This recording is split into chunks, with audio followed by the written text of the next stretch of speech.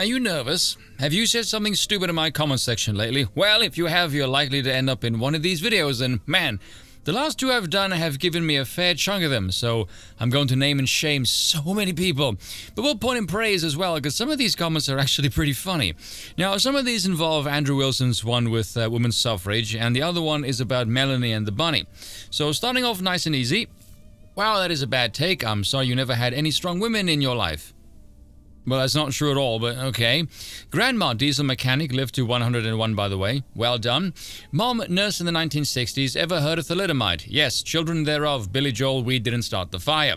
Sister, police sergeant. Don't judge everyone by these vapid bins on social media. You know I'm right. Edit, feel free to delete my comment. It was only aimed at you. I'm not going to delete the comment, but I won't concede you're right because you're an idiot.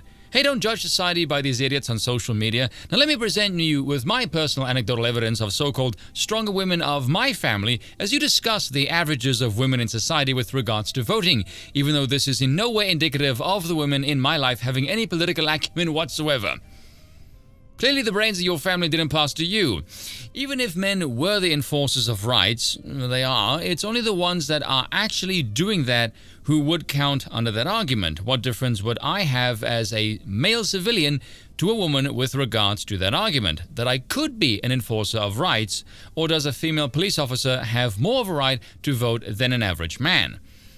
Okay, if I were to follow this logic, I would likely conclude this reasons voting and rights don't matter at all, and society is simply survival of the strongest. Might makes right. Only those who can enforce will have the right. Is that about the long and short of your argument? Because it feels like that's the case you're trying to make here. Every citizen should have the right to participate in the governance of their country. Your fantasies about stripping women of the right to vote because women ruin everything, no matter how base that sounds, does not stand. Okay, it's not about sounding based or flexing anything. It's simply observable reality. Women do ruin everything. They're not built for handling power. It's simply not in the nature of women. Now that statement there, every citizen should have the right to participate in the governance of their country. Why? That's not a reason, that's a feature, not a function. It's like in this comment, when the woman says we have a stake in the interests of the country, that is a valid reason for representation. No, it's not. Again, that is a feature, not a function. Like I said before, what is your interest in the stake of the nation? Is your personal interest compatible with the collective citizenry? Is it objectively good? And what is your metric for this assessment? And what about it when it runs contrary to the objective good? Now, to most people, politics is but a series of nice-sounding slogans, but they have no clue what any of these concepts actually mean in practice. None. And something that I find very interesting with regards to voting. We'll say we want representation, whatever the hell that means, right? We want politicians to represent the will of the people. But not all people, mind you. No, only the smarter ones. Why? Oh, because we don't want stupid people to vote. Okay, so the will of the people takes a back seat then when you're a clueless idiot and you know nothing about politics. Okay, so you don't want the politicians to represent the collective will. No. What you actually want then are people well-versed in statecraft. Because if you have a population of idiots wanting idiotic things, well, then a representative democracy is the very last thing you want, because a well-functioning one means you're willingly following the will of morons to its logical conclusion. Off a cliff. That's a rather terrifying prospect. I would rather avoid that if at all possible. No one has a right to vote. The average midwit can't even fathom the complexities of politics and what it takes to govern. Now add to this fact that most women are even more clueless about power and are easily swayed because of their nature as women. And you have a recipe for absolute disaster. A disaster played out in front of our very eyes in the West, where women are swayed by politicians promising things that have absolutely nothing to do with the advancement of their societies. These are emotional creatures, and politics don't run on emotions. They're fundamentally incompatible, and the honest ones among them will admit to this. But those women are few and far between. True, and you will find the ones that do profess this are often called pick-me girls. And then we're all left wondering why smarter women prefer the company of men. Amazing. Mikiru's law: as any progressive movement grows and achieves success, the probability of it being co-opted by women who want to make it all about their vagina approaches 1. I don't know if that's an actual law, but my word, it does play out in reality. Women are uniquely bad at voting, but also uniquely situated to benefit from not voting. Women are so selfish and short-sighted that most are unsuitable for any sort of decision-making on a large scale. But men love women. Even without the right to vote, men will consider their well-being. Yes, absolutely true. And to suggest otherwise is laughable. Plenty of evidence to suggest women not having freedom would be immensely beneficial for society. Well, then again, I could say that about many people. His argument is terrible. Just because they enforce it doesn't mean they should have sole right to it. That's how you create an authoritarian government. Slaves could not vote at one time. By his logic, that was fine, since they enforced that. Yeah, I get the impression if your slave voting rights is the last thing on your mind. Okay, give me a moment. There's a lot of strawman stupidity to process here. His argument is terrible. Okay, I've said this so many times before. If you're going to make an argument, right, save your insults and judgment for the end of your argument after you've established some rapport with the audience. Because if you're starting off with a claim that props yourself up on a pedestal, you're setting the audience up to expect great things from you. So if you underdeliver, you look like an idiot. Just because they enforce it doesn't mean they should have sole right to it. Why? This is a claim without a justification. That's how you create an authoritarian government. Okay, I'm forced to ask, what exactly is an authoritarian government to you? Because I've heard from many people lately that merely a lack of democracy is authoritarian. When you vote people into office, do you have any way whatsoever to influence how they behave, what policy they pass or don't, or any capacity to hold them accountable aside from voting? No. You have no power whatsoever. None. You are completely at the mercy of the state.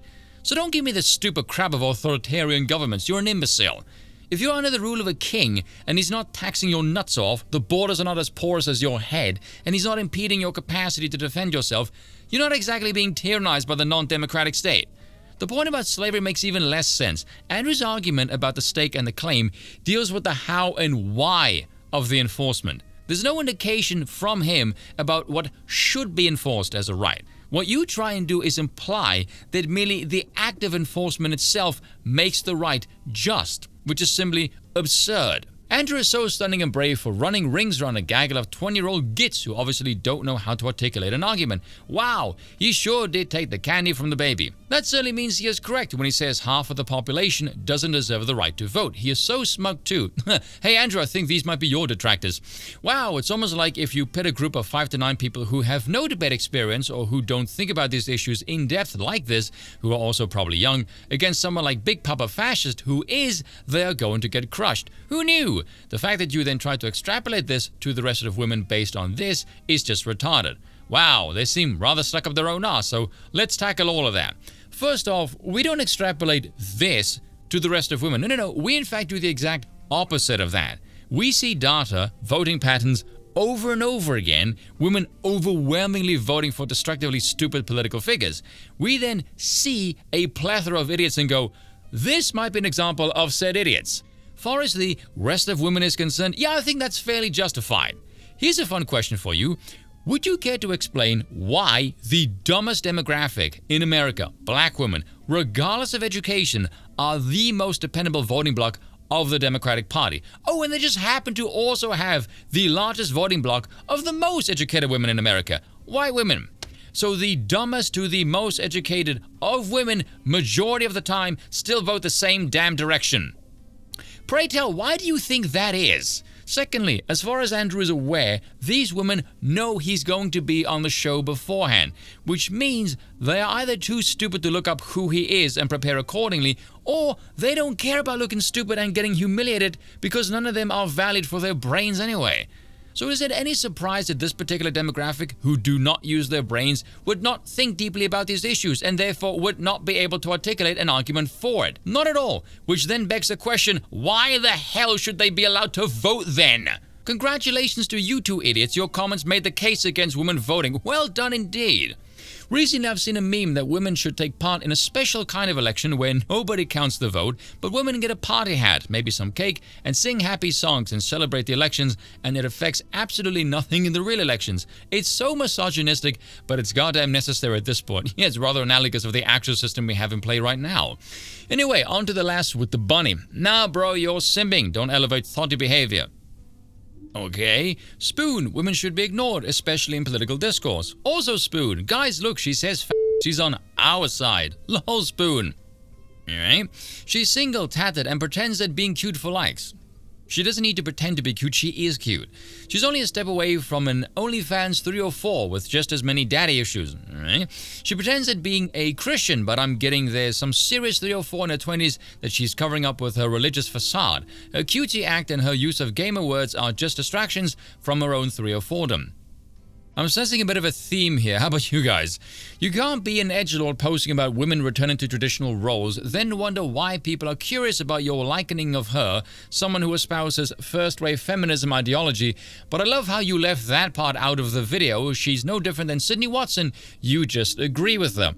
Alright, first up, there is nothing edgy about saying biology exists and society has adhered to it since the dawn of time, and everyone dismissing it now is drunk on political ideology to the point of losing brain cells. That is just an observation about our current time. The second part, I don't even understand. Likening of her, someone who espouses first-wave feminism, likening is to compare, which I did not do. And Sydney Watson, seriously, give me a freaking break. Sydney Watson makes political content and says stupid things.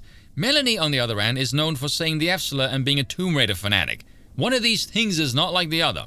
Far as the left out part is concerned, I have to ask, why did so many of you stupid bastards see this picture and your immediate reaction was to shove your damn politics into it? There's no cleavage, no sexuality, aside from Melanie herself being an attractive lady. It's a girl, doing a girly thing, holding an adorable bunny. It's rather wholesome, actually. Like, how miserable are your lives that you see that and you go out of your way to somehow make it a problem? Hey, what the hell is wrong with you people? And seeing as I don't care, let me ask this. The guys who pulled this BS, how many of you are married? How many of you are in relationships? When was the last time any of you got laid? Hell, when was the last time any of you even talked to a girl? I mean, my word, say what you want about me, but I'm not the one getting my knackers in a twist, thinking another bloke commenting on a girl holding a bunny is a political statement like a frickin' sociopath. Go outside and touch grass, you pricks. You posted that gay shit because she is a woman and because she is good looking. Yeah, it's not like the bunny was the reason at all, no. Also, was a woman and is good looking, my goodness, can really stick to the same tense. Unless you point out a post you made of a guy and say, he says F-slur and he has a bunny, he would have been my brother, or some bullshit, then it would be known you weren't simping. Okay, so first I only posted a picture of her because she's a pretty woman and nothing else, but now, in order to remove the label of simp, I must somehow magically stumble across a man who says the F-slur is holding a bunny and is not a monarchist and declared the male equivalent of my original post. Do you not think such a hypothetical is a tad far-fetched, maybe? And that makes you sound fucking unhinged? Yeah, there are worse simps out there, but giving women extra credit for doing what men have been doing since long before we were born is a good example of simping. Where did I give anyone credit exactly? Please, dear God, tell me I'm being trolled. This is getting insane. Now you made a response video because you got called a simp on the internet. I'm surrounded by idiots. It is not about me being called a simp. I don't care about the label. That's why I said it's like racism and sexism. They're hollowed, they have no meaning anymore. Hence the title of the video. What irritates me is the misapplication of the word resulting in the hollowness, which is why I called for its retirement. I would have thought the premise was obvious considering the video is called Retire the Word Simp. Some of you haven't two functioning freaking brain cells to rub together, mind you. But let's end this on a funny one. Putting an ego on a pedestal, giving women on the internet compliments, inflating female ego. Okay, the post was a quote tweet. It wasn't even a comment on her post, so she can't even see it unless she happens to click on mine. There was no compliment. I said she says the F-slur and she likes bunnies. If she was a monarchist, she would be my female equivalent. There's no compliments involved here, only comparisons. Which means, how the hell could I possibly inflate her ego? And the reply about blowing smoke up her ass, how, I don't know, posting pictures of himself with a glorified rodent, how dare you disrespect the bunny, etc., etc. Me asking where was the compliment, you absolute twonk. Did you not say if only she was a monarchist you would marry her? No, her chat and DMs are full of this kind of stuff. You're not giving her money for nothing, which is the final form of simpery, but this kind of attention still falls under simping, and the e-girls have thousands of guys at it. And you see me saying, no, I never said any of that. I've never even DM'd her, actually. I think if I did, I'd probably just say, keep saying the F word, it's funny. So assuming something I never said, and upon that assumption, built a simping caricature.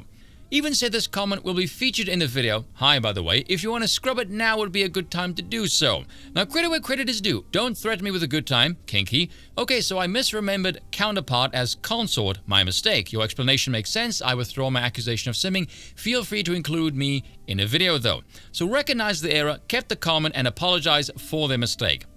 That is an individual with a pair of balls. Well done to you. Cheers for watching, and once again, I apologize for nothing.